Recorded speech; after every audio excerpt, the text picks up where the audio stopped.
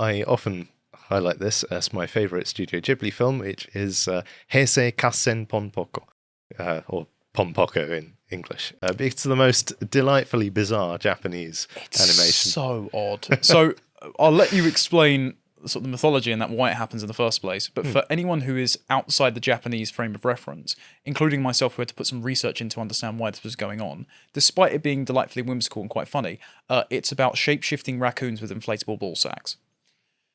Yeah. I mean, what's not to love? Quite the tonal shift from the macabre grave of the fireflies, but it's a very strange one. Why do the tanukis do this? Oh, it's just part of traditional Japanese folklore. Right. You can see little statues of them dotted around the place. I mean, Nagano is one of the centres of that area, and you'll just see little tanuki statues outside an izakaya, like a Japanese pub, and it'll be a little tanuki with a monk's hat, because they're supposed to go around dressing as monks a lot of the time, with suspiciously large testicles. Right, because this actually explains why Mario has that ability in some of the older games. Does he? So he has a raccoon suit and a tanuki suit, and the tanuki suit has the extra ability of turning into like an invulnerable statue. And I was always confused as to why raccoons could always turn into statues, but now this makes sense. So I don't know really where to go with this other than to say it's an environmentalist film, isn't it? But more nuanced, I think, because if you look at something like Ponyo, for example, you can see Miyazaki's really clear environmentalist narratives of even when humanity tries to clean up the environmental problems they've created, like trawling the bottom of the sea for garbage, it ends up trapping Ponyo in the jar, and she ends up on the land, and that's what onsets the giant waves. That's why I can't remember his name. Fujimata is the crazy David Bowie looking wizard. He says, "Oh, why would you care about humans? They spoil the sea." And I think that's partially based on Miyazaki himself, weirdly enough, because I think he's very misanthropic about how humans inflict it on the environment, but he's also optimistic the next generation can get along like Sosuke and Ponyo. But that's Miyazaki's idea. Same with Don't Touch the Forest in Mononoke. But in this one, it ends with, you're screwing over the Tanuki. So much Japanese I'm learning. But at the same time, it's saying, okay, I understand actually the humans do have to rebuild. And sometimes the Tanuki go too far. But make some considerations for the wildlife at the same time. It's a much more balanced perspective. It is, isn't it? I mean, it's framed like a documentary, basically. Yeah. It starts in the 1960s and spans to the 1990s, and it details the ever-creeping suburban expansion around, I believe it's the outskirts of Tokyo. Yes. And it just shows how the humans come out. There's one animation where they show the hill, and it's almost like caterpillars on a leaf devouring it, except it's diggers and truckers building houses and things like that. And it just shows you how the urban sprawl of Tokyo swallows up all of this green space. If you've been to Tokyo, city of like, I think 28 million people, London's 6 million. We think of London as urban sprawl. Okay, maybe 8 million to 12 million if you look at the Greater London area. I haven't seen the recent statistics. But Tokyo is just enormous compared to it. It dwarfs it. The subway is much bigger. The train systems, the public transport networks, everything is just colossal. You have entire like cities, basically, which people refer to as the countryside, which are just pure suburb as far as the eye can see. And nowadays, certainly just a lot of chain stores and malls and things like that. And it can be quite bleak. But sorry, Chiba and Saitama. But yeah, so that's what Tokyo is, and that's really what's being lamented here. And in the 1960s and 70s sort of concrete tower block expansion phase. Well, you saw that in the same with the end of Grave of the Fireflies, of where they look at the rapid rebuilding of Kobe, for example, where the two siblings are sitting on the bench and looking out over the lights, the artificial lights, which have actually replaced the fireflies. How quickly the memory of the war has been built over and people have repopulated it. Yeah. And you're seeing that in Ponpoko, where it's comedic, sure, but it is the truth that humans necessarily needed to rebuild after the war. And they are almost concreting over some of the historical memories there with going on with prosperity, and they're inflicting a new kind of suffering on a sentient animal which has a power that they can't know, and so you're getting that erasure of suffering again in a smaller way.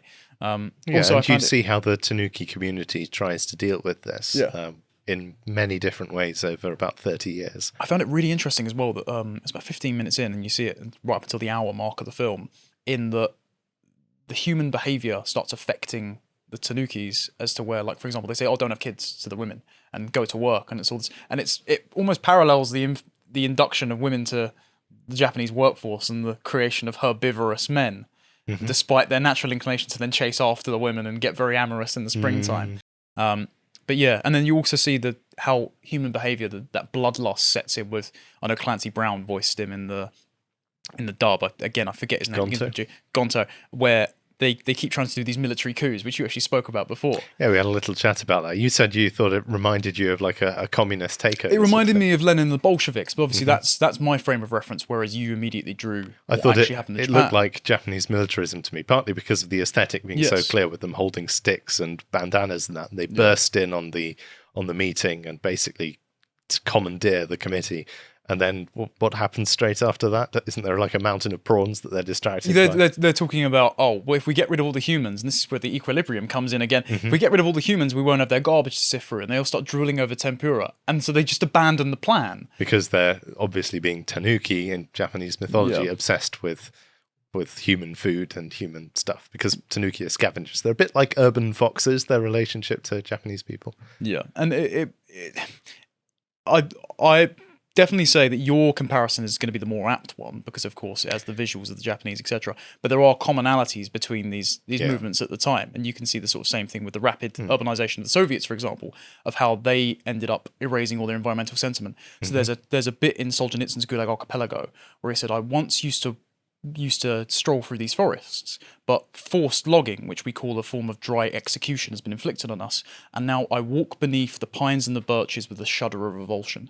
And so it's this sort of form of materialism strips all environmental sentiment away from humans, but also in Poko it then starts transmuting the ethics of them. And you can see that when they start turning into humans, for example, getting addicted to energy drinks, becoming these sluggish people, working 9 to 5s. Well, they're facing basically an existential threat. They're being driven off their land, and their entire culture and way of life is threatened to be destroyed, and at the end ultimately is. And they end up completely shattered and separated and have to somehow integrate with this new alien society that has taken over their lands. They almost become the ethnic minority in the majoritarian land that we were talking about earlier with the Koreans, for example. Yeah, that's an interesting social dynamic. And it is very curious, and there are examples of this happening throughout history, and it is a tragic story in a way. I mean, I suppose if you wanted to stretch, you could compare it to the Native Americans in America or something like that. But well, I suppose so, but the Native Americans also reciprocally traded their land. But true as well that there's no concept of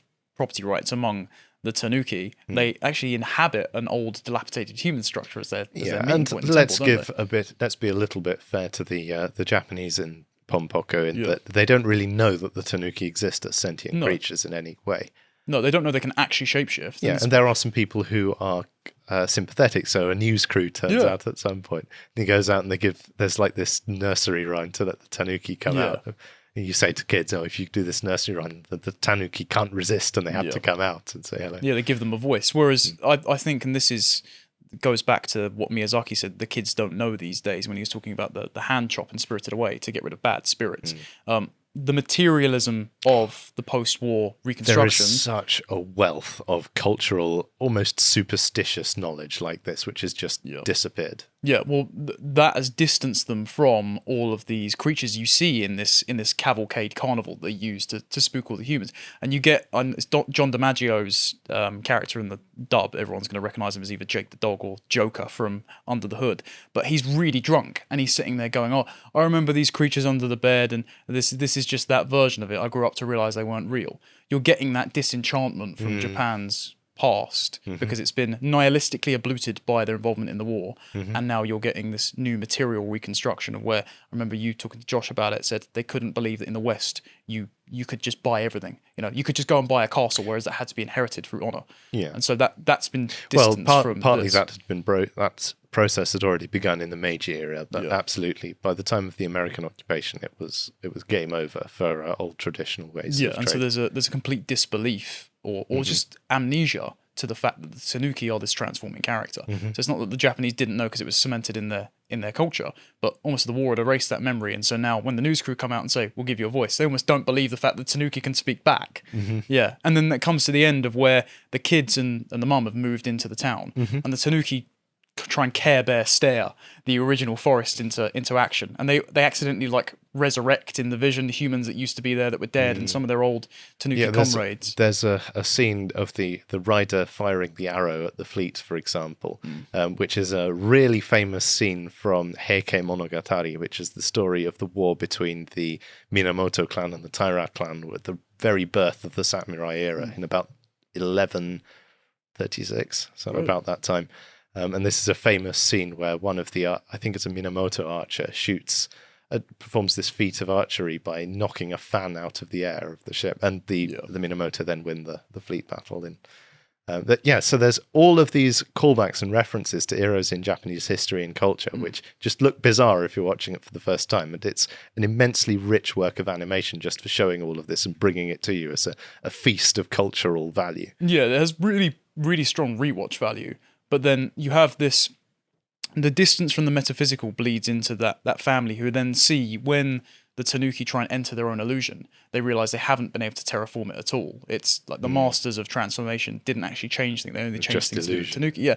And so when they try and enter it, instead, the humans, and in saying, there should be some sympathy for the Japanese needing to rebuild, Takahata actually expresses that by saying, human kids, they actually do want to feed the Tanuki. They just don't know any better because they've been distanced from their heritage. They don't know that they're sentient. They don't know they can transform. Instead, they try to care for them compassionately like they would a pet. And so we should try and incorporate into our cities, into our redesigns, some provisions for them, so they don't just have to be miserable, energy addicted human beings or sort of scavengers that get killed as roadkill for those. Absolutely, and I do think so.